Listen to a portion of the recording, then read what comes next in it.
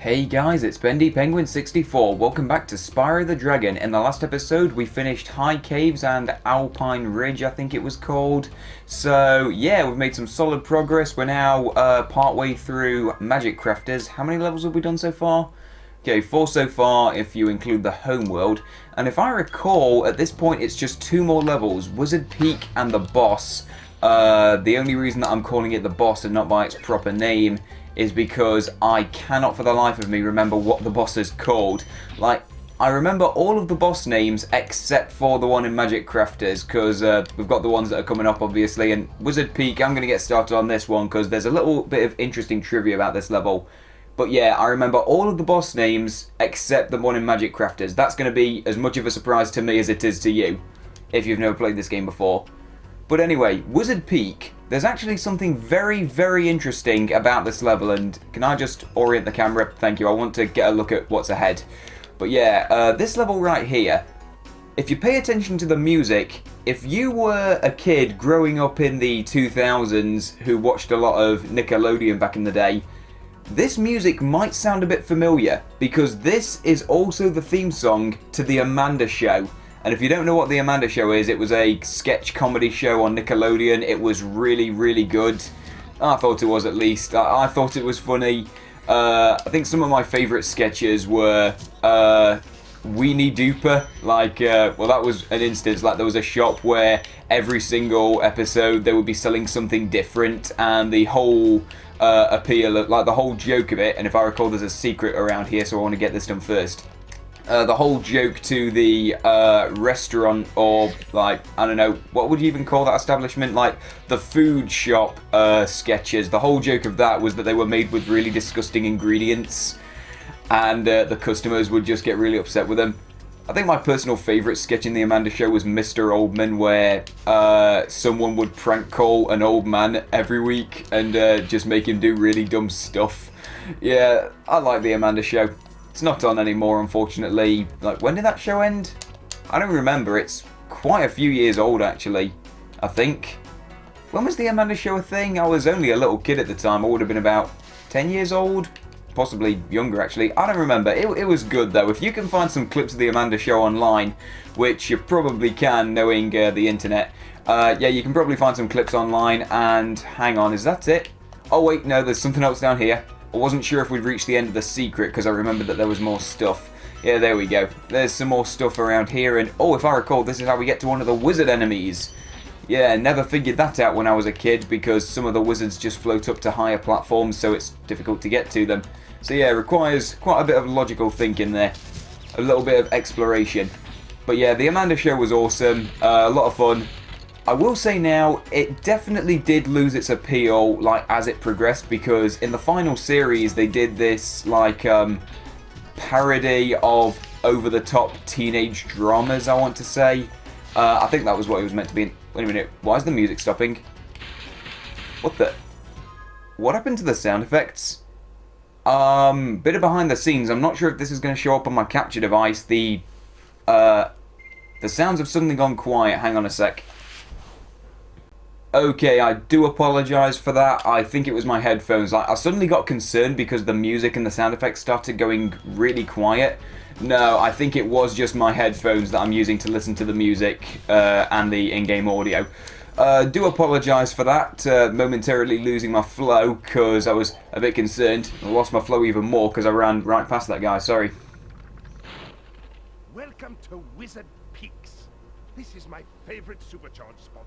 Use it to bash those wizards. Oh, I remember this. I agree with this guy. He's onto something. This is a really fun little spot. But, yeah, as I was saying, this is something cool right here. You can just charge into those wizards, and if I recall... Oh, no, like, at one point you need to use superchargers to jump over ledges, but this isn't it.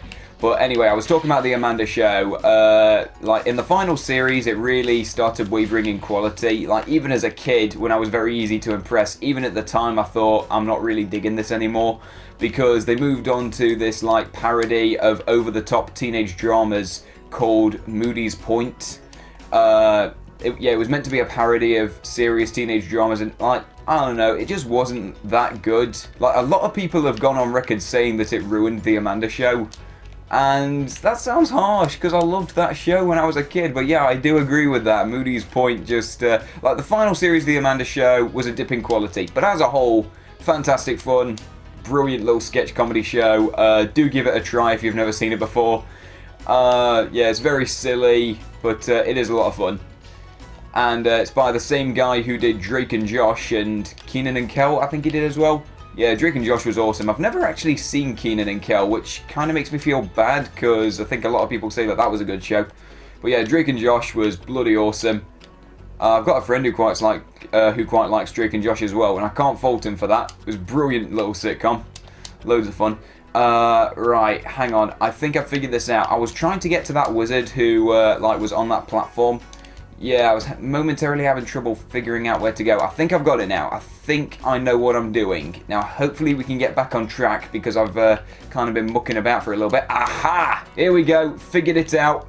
Getting smarter. Piece of cake. There we go. Sorted. And we got a couple of chests up there for the road. I'm very happy about that. Right, now let's start making use of these supercharge points. Because if we go through here, we got more wizards. And I believe that if you charge over multiple supercharge points at once, then it will actually stack, so you go even faster. Oh, I remember this. This is like the worst thief chase ever. If I recall, yeah, I remember that. There's a thief just behind there, but the platform that he's on is so thin that he can't really do anything about it. He just kind of stands still and waits for you to track him down.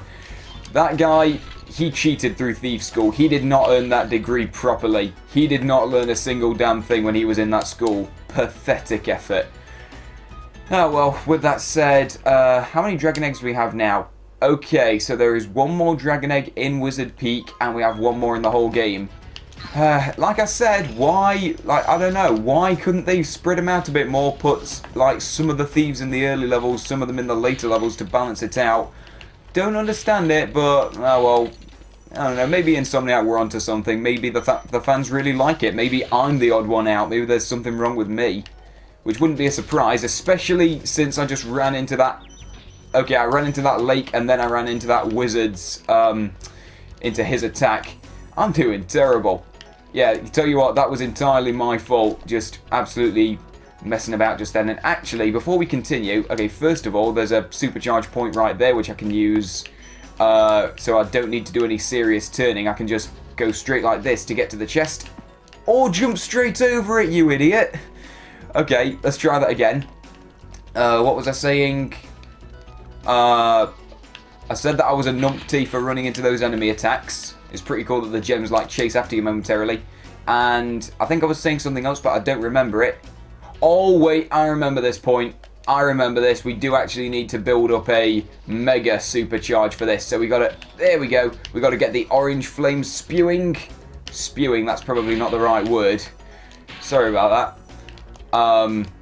That's terrible. Any gems around here? Yep, there are. I'm glad I checked. Yeah, there's a little secret there. That's pretty nice.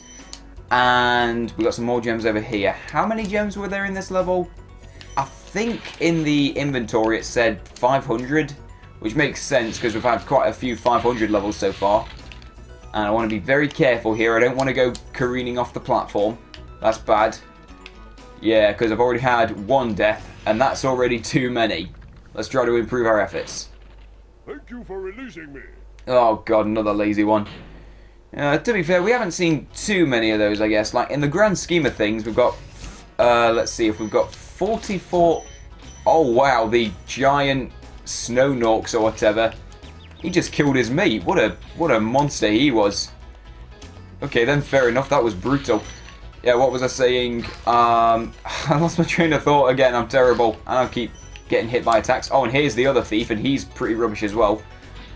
What was I saying? Oh yeah, about lazy dragons. We haven't seen too many of those. Yeah, in the grand scheme of things, 44 dragons in total. Only a few of them have been lazy, I guess. Although with that said, very few of them have actually said things that were worth listening to. So, yeah, forget it. It doesn't matter. I'm being very harsh. I do like the dragons. They have some funny things to say for themselves. Right, let's see if this guy does. And there's a wizard losing his mind behind him. Listen carefully, Spyro. There's a secret area in the artisan home. It is at the waterfall. Try jumping on the stones there. Artisan home? Waterfall? Sounds good. Okay, once again, this guy would have had something useful to say if he had actually appeared much sooner, like before I'd actually figured out what to do by myself. Although, to be fair, I don't know, this isn't a fresh Let's Play, so he really couldn't have done anything. I've had that secret ingrained in my mind for years. Yep, 3 out of 3 dragons, 500 gems, all sorted. There we go, another level 100%ed.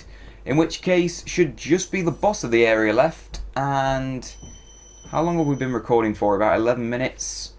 Yeah, 11 minutes. Do we want to take on the boss? Yeah, sure. The bosses are typically quite short. Now, what's his name? Because I can't remember. Blowhard. Nope, would not have remembered that at all. I was thinking that, if I remember correctly, the boss is like a tornado wizard. Like the ones that we saw in High Caves. I think it was in High Caves where we saw the tornado wizards. But, yeah, I don't know. Because of that, I seem to remember that his name was Horikos. But then I remembered, oh wait, that's the name of a different level entirely in Spyro 2. I like Spyro 2. That's a fun game. Looking forward to playing that at some point, but right now we've got to focus on the first and foremost, like the first entry in the series. That's the current state of affairs. You know, speaking of that, last night I was out with my friends at the time that I'm recording this, and one of them said to me, so now that GTA 3's finished, are you going to do Vice City next? And there's no gems over there. And I did say to him, yeah, I'm definitely going to do Vice City and San Andreas, which is his personal favourite in the GTA series. Momentarily lost my train of thought. Sorry about that, screwed up my vocabulary. Yeah, I'm definitely going to do the other GTAs, but the thing is, I don't want to do too many games in the same series, like, in quick succession. So, after this, I'm not going to be doing Spyro 2. That won't be for a little while. Was considering doing Ratchet & Clank 2, actually. But with that said, they're kind of by the same developer, so is that cheating? It doesn't matter. Thanks for releasing me, Spyro. You have no idea how long I've been trapped in crystal. And, neither do I. Who are you again? I'm out of here. Okay, that was a funny one. I liked that. That was a really good dragon encounter.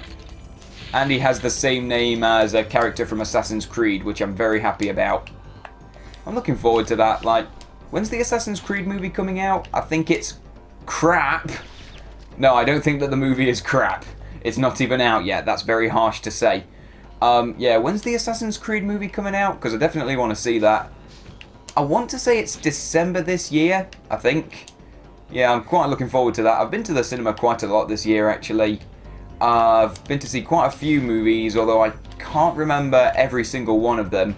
I remember that I went to see Zootopia, which was awesome. Went to see the Ratchet & Clank film, which I personally quite enjoyed, being a big fan of the video game series.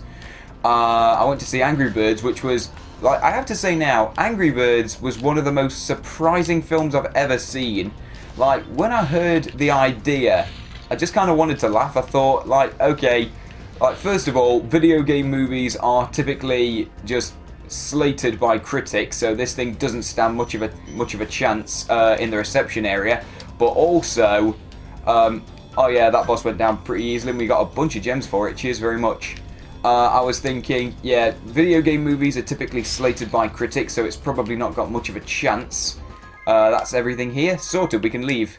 And I exited the level accidentally. Speedrunning tactics. Anyway, Angry Birds movie. Didn't have much faith in it because video game movies aren't popular with critics, and also it's based on, like, I don't know, Angry Birds is an extremely simple game. All you really do is just slingshot birds into pigs to kill them. Like, that's literally it. There was very little story for them to go off of. Angry Birds was surprisingly fun, though. Yeah, so far its reception with critics has kind of been wavering at the time that I'm recording this, which at this point is probably a bit outdated because I'm recording this about 2 weeks in advance to the date that it's actually going to get uploaded. So, and while I'm here, I might as well just do a little bit of exploration while I'm still talking. But yeah, that information might be a bit outdated now that Angry Birds is a bit, like, a little bit old at the time that I'm recording this. Well, at the time that it's getting uploaded, sorry. So, yeah, but at the time that I'm recording this, I quite enjoyed the Angry Birds movie. It was surprisingly good fun for being based on such a simple app. So yeah, I personally thought it was quite good. And with that said, we are now in Beast Makers. Sorry for that very belated introduction. That portal over there, that thing's flashing and it looks quite cool. Yeah, belated introduction because I was focused on a topic. But anyway, Beast Makers, this is a pretty cool world. I seem to remember that there's some fairly difficult levels here in terms of completing them. So, yeah, might start getting a bit trickier for getting 100%, but hey, we'll see what happens. And on that note, I think this is a good place to end it off. So thanks for watching. Next time on Spyro the Dragon, we'll explore Beast Makers and see what happens. Thanks for watching, and I'll see you guys next time.